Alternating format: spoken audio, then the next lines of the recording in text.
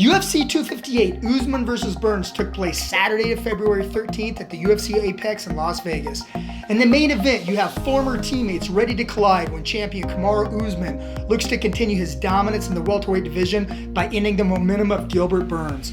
Let's talk Usman vs. Burns. Gilbert Durinho Burns is the number 2 ranked welterweight contender. He is 19-3, fighting out of Boca Raton, Florida, by the way of Rio de Janeiro, Brazil, and seeks to deliver his most remarkable performance yet and begin his reign as champion. Burns is a heavy-handed, highly decorated Brazilian Jiu-Jitsu black belt and 4-0 since returning to the welterweight division, and has turned into a well-balanced fighter over the years and on an impressive win streak. But on the other side of the cage, you have Kamaru, the Nigerian Nightmare Usman. He is the UFC welterweight champion and the number 5 ranked men's pound-for-pound fighter. He is 17-1, fighting out of Boca Raton, Florida, by the way of Nigeria, and attempts to stamp his name on the record books and remain undefeated in the UFC by taking out one of the most dangerous challengers yet. Usman, the 3-time NCAA All-American Division II wrestler, is currently on a 16-fight win streak coming into this fight and has not lost since May of 2013. Usman is a powerful wrestler that uses his strikes to close the gaps on his opponents and take them down to the ground to work for his smothering finishes.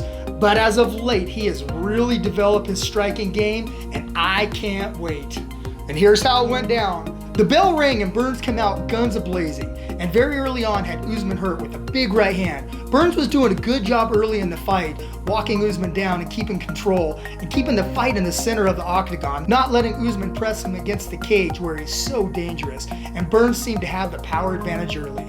But the real story of the night was Usman's corner asking him for that laser jab he possesses, and he was finding the chin of Burns. Usman in the second landed a big right hand that wobbled Burns. You could see that he was hurt, and you could feel the heavy momentum shift. Round 3 started, and Burns was looking to go back out on the attack and pressure Usman, but Usman landed a quick punch that sat Burns to the canvas again, followed by some nice ground and pound shots by Usman until Herb Dean stepped in to stop the fight.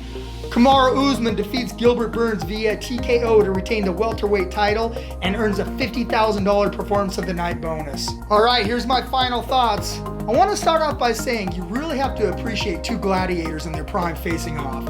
Some organizations you never see the competition in the prime face off. So many storylines and so much anticipation leading up to this fight, and there were so many questions that needed to be answered about both former training partners. With such familiarity and the eagerness for Burns wanting to take the fight so badly with Usman, you had to ask yourself if he felt like he got the best of Usman in the training over the years. Usman was surprisingly quiet leading up to this fight, maybe out of just respect, or maybe he was just quietly ready to go to war.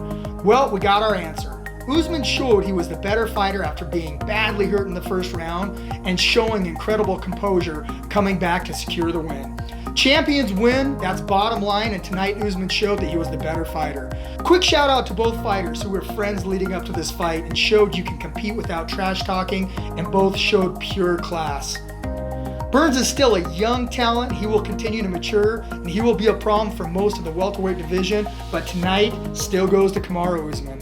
Alright, here's some quick stats on Usman. Kamaru Usman is now 18-1. He is a UFC welterweight champion. He is on a 17-fight win streak. He is the number 5 ranked men's pound-for-pound fighter. He has 8 wins by KO, 1 via submission. Tonight he broke George St. Pierre's record for the longest UFC welterweight win streak at 13. He now holds wins over Jorge Masvidal, Colby Covington, Tyron Woodley, and now Gilbert Burns. Okay, what's next for Usman? The welterweight division is full of killers, with the number 2 ranked Covington as a possible rematch. The number 3 ranked Leon Edwards is lurking, with Khamzat Chimaev pulling out of their upcoming bout, and Masvidal in the mix as well. The welterweight division has a lot of different scenarios. You have the number 1 Gilbert Burns, who was defeated tonight. You have the number 2 ranked Covington.